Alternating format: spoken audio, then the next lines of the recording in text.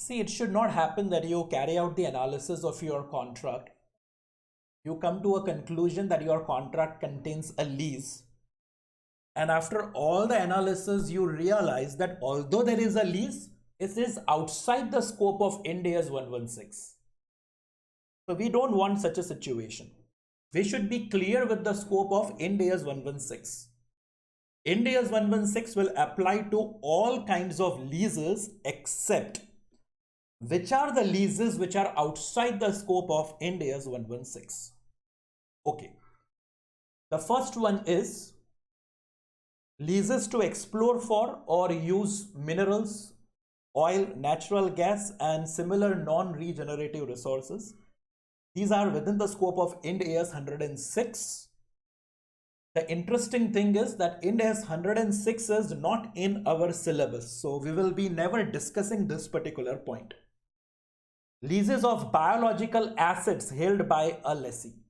These are within the scope of Ind AS 41, agriculture. Agriculture is in our syllabus, so we will be studying it as we will progress ahead. Service concession arrangement, licenses of intellectual property granted by a lessor, both of them are covered by Ind AS 115, revenue from contracts with customers.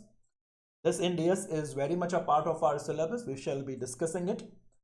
Then rights held by a lessee under licensing agreements for such items as motion picture films, video recordings, plays, manuscripts, patents, and copyrights. These are all intangible assets, and rightly they are within the scope of Ind AS 38. Now, there can be also some other intangible assets. Okay, these are the intangible assets which are already described over here. But it's also possible that there can be some other intangible asset. If I am entering into a lease for an intangible asset other than those described here, then what should I do? Should I apply Ind AS 116 or should I apply Ind AS 38? So for that particular matter, a clarification has been put over here. They are saying a lessee may, but is not required to, apply Ind AS 116 to leases of intangible assets other than those described herein. So if there is any other intangible asset, Ind AS 116 is there, and again Ind AS 38 is also there. What the wordings are that if you wish, see, they have made it very clear, but is not required to. If you wish, you may apply Ind AS 116, but it is not compulsory. If there is any other intangible asset, I can still decide to follow Ind AS 38, intangible assets. So don't be of the view that only the ones which are mentioned up here, they will be in scope of Ind AS 38, and for everything else it is compulsorily to follow Ind AS 116. No, it will turn out to be optional. For any intangible asset other than those mentioned in point 5, I will have an option. If I wish, I can still follow Ind AS 38, or if I wish, I can go for Ind AS 116. Needless to say, wherever the accounting treatment will be simpler, I will follow that Ind AS. Okay. In addition to above, now this is really interesting. They are saying, in addition to above scope exclusions, a lessee can elect not to apply Ind AS 116 recognition requirements. Concentrate on the words. They are saying lessee, and then they are saying you can elect. In other words, it is not compulsory. It's turning out to be again a voluntary exercise.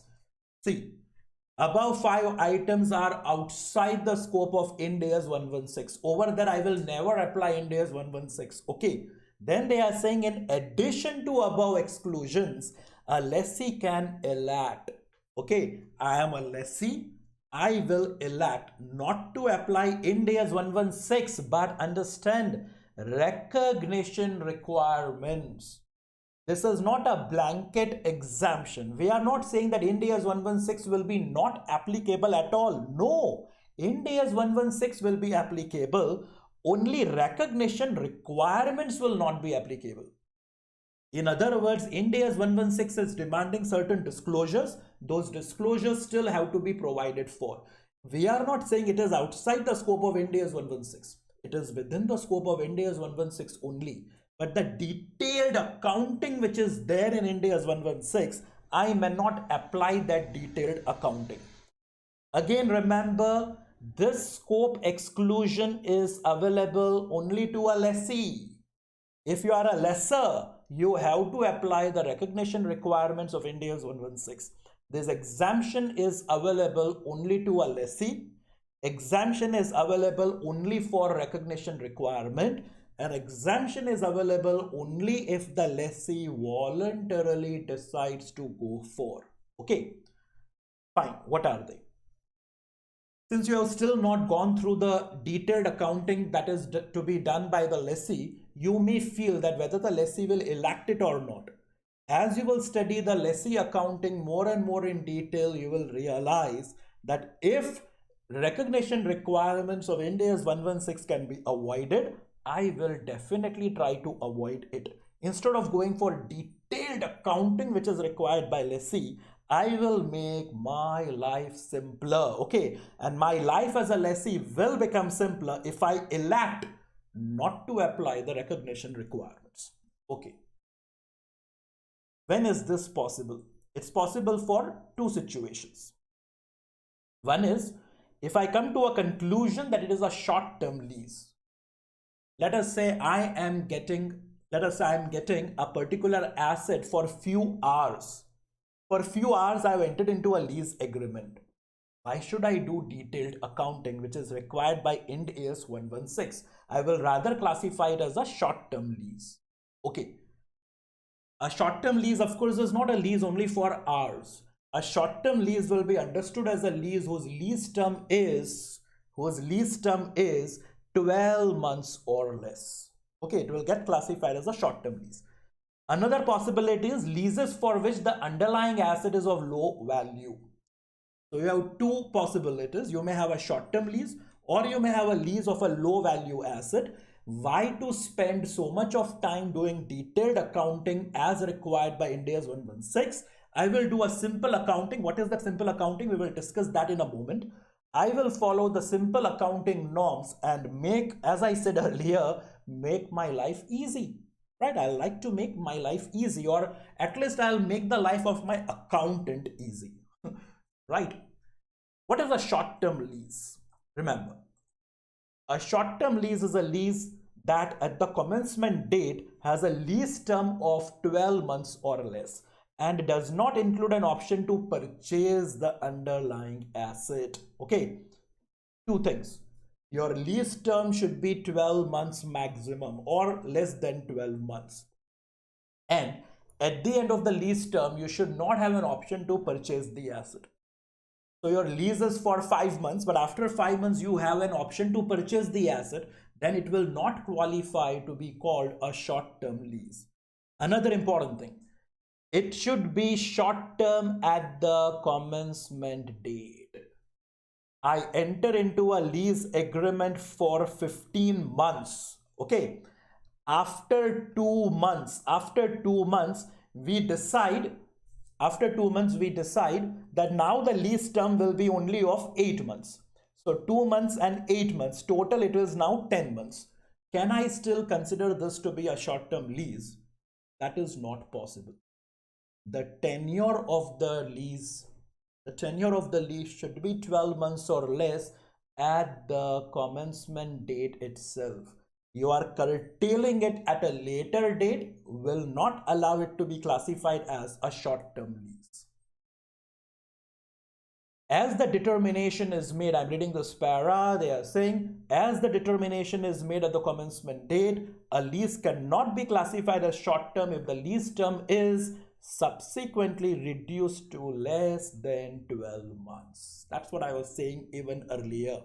Today I sign a lease agreement for 10 months and I do not have an option to purchase the asset at the end of the 10 months. It will classify as a short-term lease. As a lessee, I can elect not to apply the detailed accounting requirements of Ind AS 116. But today I sign an agreement for 15 months. After 2 months, me and the lessor mutually decide that let us curtail the lease tenure now only to another 8 months. So total 10 months. less than 12, but it will still not classify as a short term, because short term lease will be decided at the commencement date. Today when you sign the agreement and today when you commence the lease, is the tenure 12 months or less? The answer is no. Today we understand this to be a 15 months lease. So today it will be more than 12 months, and that is the reason it is not a short-term lease. Another exemption available from the detailed requirements of Ind AS 116 for the lessee is if the lease is of a low value asset. How can I decide that it is a low value asset? Okay. An underlying asset is of low value if both the following conditions are satisfied. Two conditions are there, both the conditions should be satisfied. Then we can say that yes, this is an asset having a low value. Okay. They are saying a lessee can benefit from the use of the underlying asset on its own or together with other resources that are readily available to the lessee. And condition 2, the underlying asset is not highly dependent on or highly interrelated with other assets.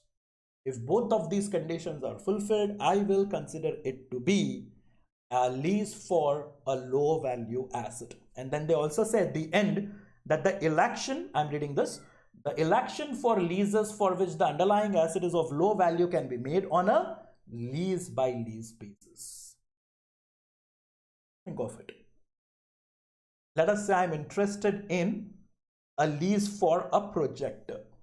Okay, the cost of the projector, let us say, is 30,000, let's say. So the cost of the projector is 30,000. Perhaps the individual cost is really low, but I have entered into a lease for 100 projectors. Okay, when I multiply with 100, it does become a transaction of high value, right? So a lease agreement for a projector, I'm in need of 100 projectors. So I'm entering into a lease agreement. As I said, individual cost is on a lower side. Individual cost is on a lower side. But when I multiply with the quantity, I realize it's turning out to be a high value transaction. Question is, can I enjoy the benefit of the lease of a low value asset? Can I conclude over here that projector ultimately is a low value asset and hence I want to enjoy the exemption which is available under Ind AS 116 as far as a lessee is considered? Okay, apply over here the requirements of the Ind AS 116. When can we say it is a low value asset? If the two conditions are getting satisfied. What are they?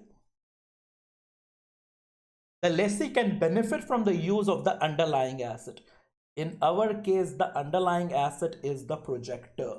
They are saying lessee can benefit from the use of the projector on its own or together with other resources that are readily available to the lessee. You want to use the projector. Tell me, if you want to use the projector, can you use the projector on your own? The answer, of course, is yes. Or are the other resources which are required readily available? If you want to use a projector, you require electricity supply. Now, I want to use this projector in my office and I do have a power supply available in my office. I require perhaps a pen drive or perhaps a laptop. Then maybe I have to simply, maybe it's a projector which can run say on internet, then I require a Wi-Fi connection or an internet connection. These are resources that are readily available, right? The resources are readily available. And even if it is not readily available, let's say I do not have an internet connection, I don't have to spend a fortune to get it. It's very easy to get an internet connection and I can start using the projector. Second, the underlying asset is not highly dependent or highly interrelated with other assets, right? Any pen drive will work in this projector. Any laptop will work in this projector. It's not that once I get the projector, I require only one particular pen drive or one particular laptop or only one kind of a particular power supply or only one party which is providing the internet connection or the broadband connection. No, there is no such situation, isn't it? Any broadband connection will work, any laptop will work, any pen drive will work, which clearly means that the underlying asset, which in our case is the projector, is not dependent on or interrelated heavily with any other assets. As you can see, I can come to the conclusion that the projector is a low value asset. And if it is a low value asset, I can claim exemption from the detailed accounting requirements of Ind AS 116. Although when I multiply by 100, it does become of a high value, still I will claim an exemption over here. That's the reason they are saying that the election for leases for which the underlying asset is of low value can be made on a lease by lease basis. If I have signed 5 lease agreements, every lease agreement will be analyzed separately, and separately I will come to a conclusion whether it is a lease for a low value asset. Out of the 5 leases, 1 lease is turning out to be a lease of a low value asset, and to that 1 lease I will claim the exemption. And the remaining 4, right? The remaining 4, I will follow the detailed accounting requirements of Ind AS 116. One more thing, and this is important. It's not there in Ind AS 116, but I am clarifying over here. See, you have to apply the concept of materiality over here. That is always there, right? Common sense. It's not there in Ind AS 116, but you have to apply your common judgment over here. Let us say for CEO, we are taking on a lease a BMW car. Let us say a top end model of BMW. That top end, let us say it is 80 lakhs plus. It's a car whose price is 80 lakhs plus. Okay, 80 lakhs plus. We are taking that on lease. I want to decide whether I can claim low value asset exemption over here. That's the reason I am saying that you should apply the concept of materiality over here. If you will apply these conditions, you will be surprised. You will fulfill both the conditions. Just see. The lessee can benefit from the use of the underlying asset. Underlying asset is the BMW car over here on its own. Tell me, can you use the car on your own? You might be of the view that no, I require a driver. Fine, you may require a driver. But what if the CEO knows how to drive? Can the CEO start using the BMW car the way it is? The moment the BMW car is parked before your home, can you start using it on its own? The answer is yes.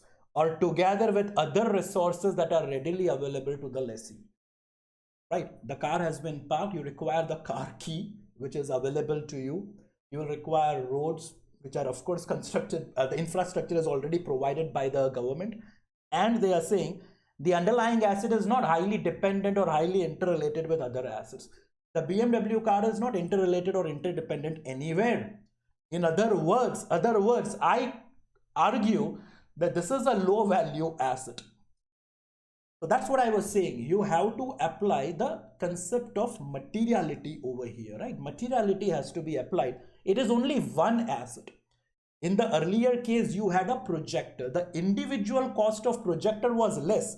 When I multiplied by 100, when I multiply by 1000, then it becomes a high value transaction.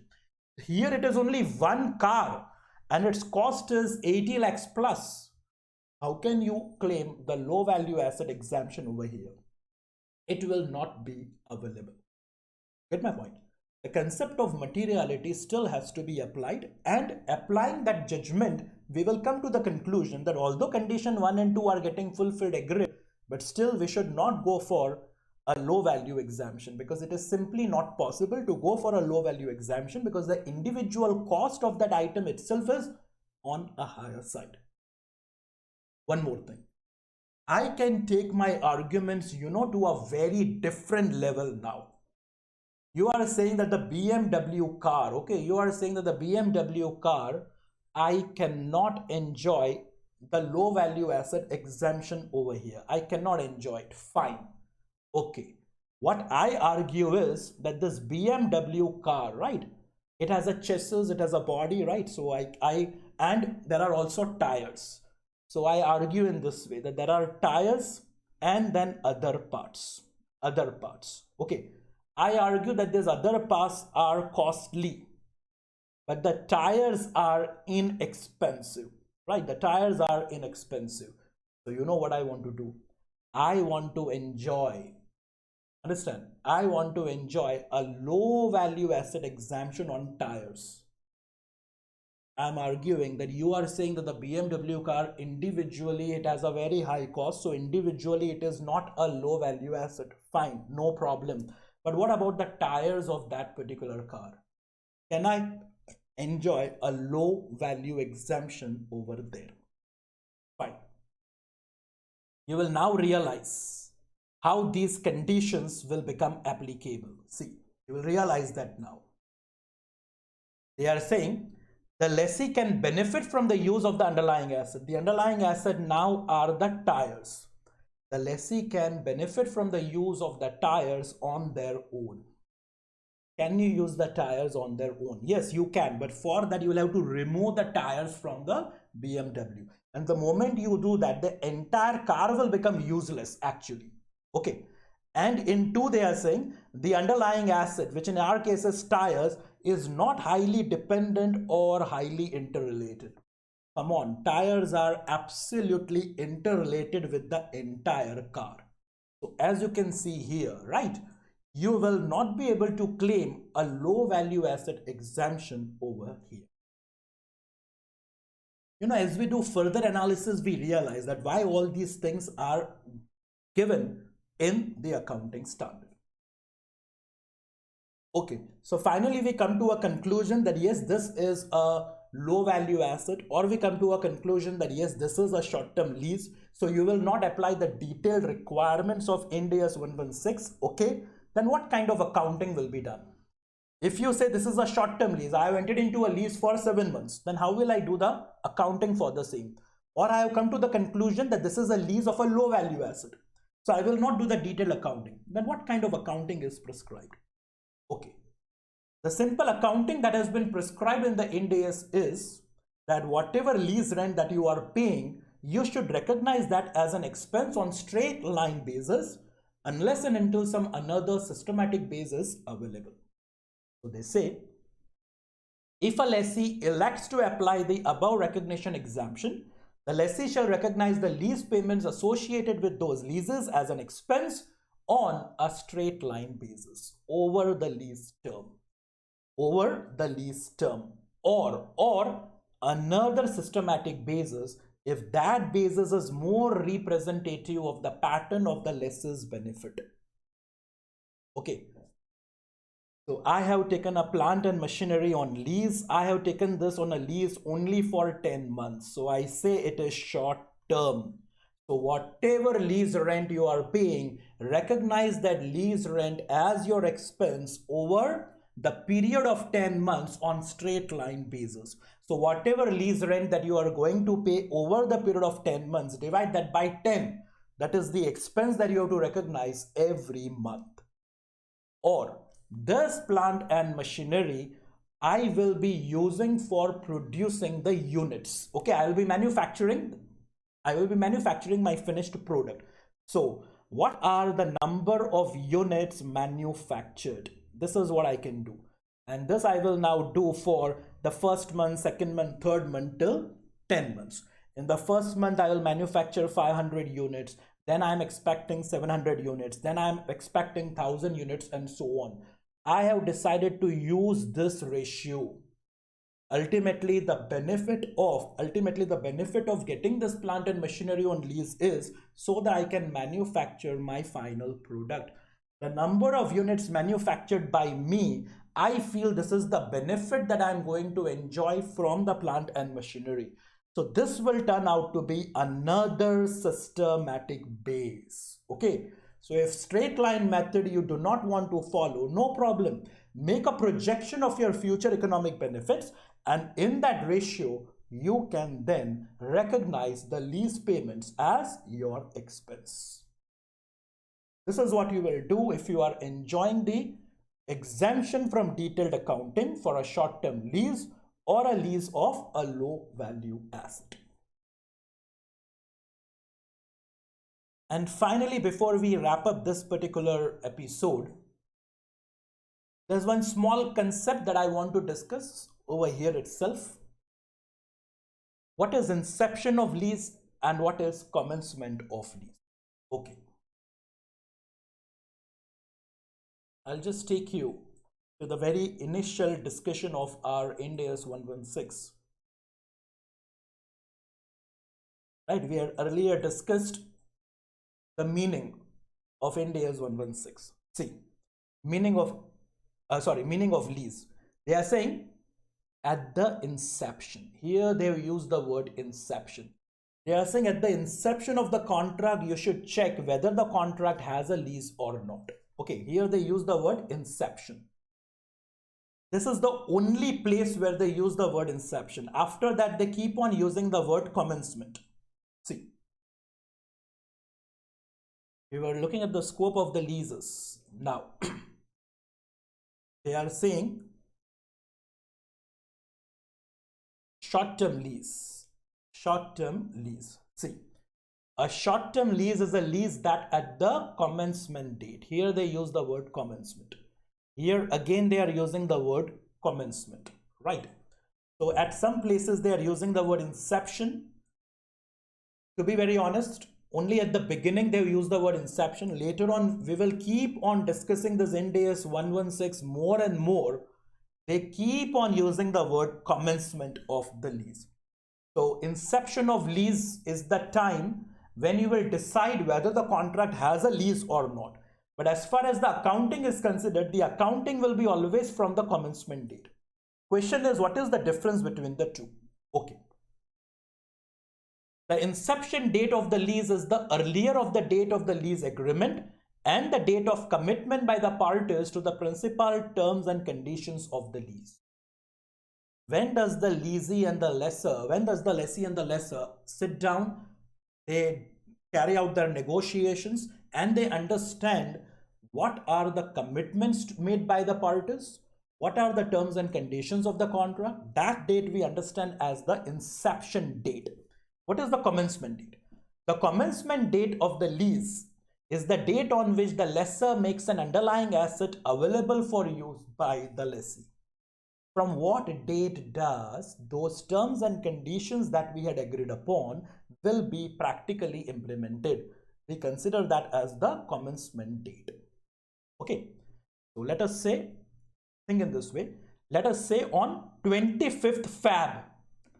On 25th Feb, you are agreeing for all the principal terms and conditions. Let us say you want to take an office premise on lease. So on 25th Feb, you are finalizing all the terms and conditions. The lessee and the lessor sit down, they carry out their negotiations, and they eventually come to the conclusion that yes, these will be the terms and conditions. And the lessor says that you can start using the office from 1st March.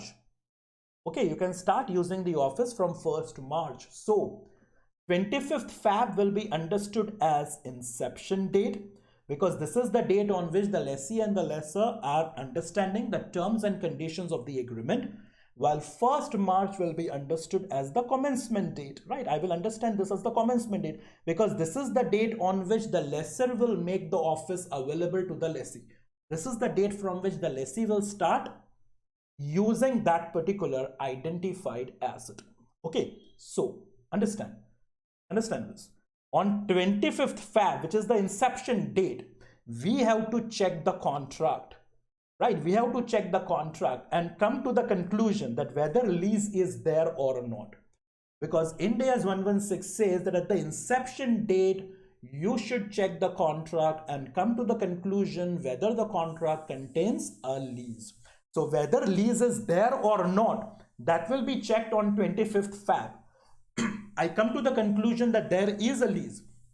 I also come to the conclusion that Ind AS 116 is applicable, but I will not record any accounting entry on 25th Feb.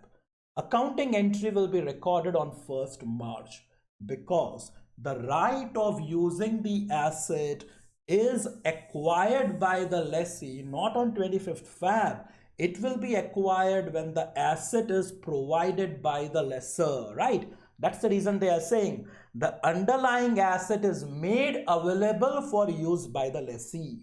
I do sign the agreement on 25th Feb, but from 1st March only I can use the asset. So if an accounting entry is to be recorded, accounting entry will be recorded on 1st March. But on 1st March, I will not waste time trying to find out whether it's a lease or not.